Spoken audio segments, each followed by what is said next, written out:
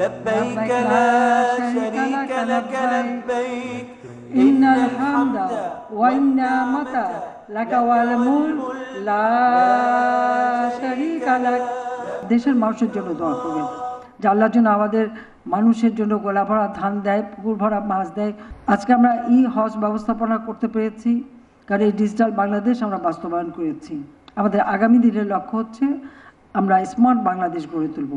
এরপর কারো কষ্ট করতে হবে না, একেবারে ঘরে বসে আপনারা সব ব্যবস্থা পাবেন, সোজা প্লেনে উঠবেন, চলে যাবেন, সেই ধরনের ব্যবস্থা আমরা করতে চাই। আজকে আপনাদের মালপত্র নেওয়া বা ওখান থেকে মালপত্র নিয়ে আসা বা ওই যে জমজমের পানি নিয়ে আসা, সব ব্যবস্থা কিন্তু আমরা করে দিচ্ছি। জেদ্দায় সেখানে আলাদাভাবে টার্মিনালে জায়গা ভাড়া নিয়ে আমাদের হাজিরা যাতে সেখানে যে অবস্থান করতে পারি সেই ব্যবস্থাটা করেছে। কারণ আমি আগে দেখেছি যখন আমি গেছি, আমি তো রয়্যাল গেস্ট হিসেবে যেতাম, কিন্তু আমাদের হাজিরা সেখানে এই ফুটপাতে এখানে সেখানে মাটিতে বসে থাকতে হতো।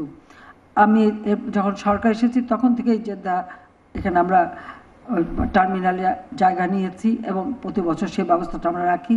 তাছাড়া হজ অফিস মক্কা এবং মদিনা শরীফে যাতে আগে তো একটা সেবা নিতে গেলে সেই সৌদি মানে জেদ্দায় যেতে হতো, সেটা যাতে না যেতে হয় সেই ব্যবস্থাটাও কিন্তু আমি প্রথমবার যখন সরকার এসেছি তখন থেকে করে দিয়েছি। তো এভাবে যত যেটুকু করার আমরা সাধ্যমতো কাজ করে যাচ্ছি। আমি এটাই চাই যে আজকে আর সেই সাথে আমি আবারও সৌদি সরকার এবং বিশেষ করে বাদশাহ এবং প্রধানমন্ত্রীকে ধন্যবাদ জানাই এই জন্য যে তারা কিন্তু বাংলাদেশের সমস্যাগুলি সবসময় যেটা পেয়েছেন সঙ্গে সঙ্গে সেটা সমাধান করে দিয়েছেন। সেটাই হচ্ছে আমাদের সবথেকে বড় কথা।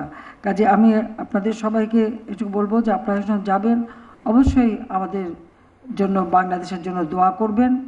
এবং এই যে আমরা আপনাদের হজ ব্যবস্থাপনা যতটুকু আপনাদের সেবা যাতে উপযুক্ত পায়, হাজিরা যাতে সেবা পায় সেই ব্যবস্থাটা করতে পেরেছি, এটা ধরে রেখে যেন আরও উন্নত করতে পারি সেই দোয়াটাও আপনারা করবেন। আর দেশের মানুষের জন্য দোয়া করবেন যে আল্লাহর জন্য আমাদের মানুষের জন্য গোলা ভরা ধান দেয়, পুকুর ভরা মাছ দেয়, সুন্দর উন্নত জীবন দেয়, সেটা যেন পায় সেই জন্য আপনাদের দোয়া চাই। আপনারা ভালোভাবে যান, হজ পালন করেন এবং সহি সালামতে আবার আপনজনের কাছে ফিরে আসেন সেই কামনা করি। সবাইকে আবারও ধন্যবাদ জানাই। জয় বাংলা, জয় বঙ্গবন্ধু, বাংলাদেশ যুবক। আবার দেখা, খোদা হাফেজ। আমি উদ্বোধনের কথা বলতে ভুলে গেছি, এখন বলে উদ্বোধন করতে হবে।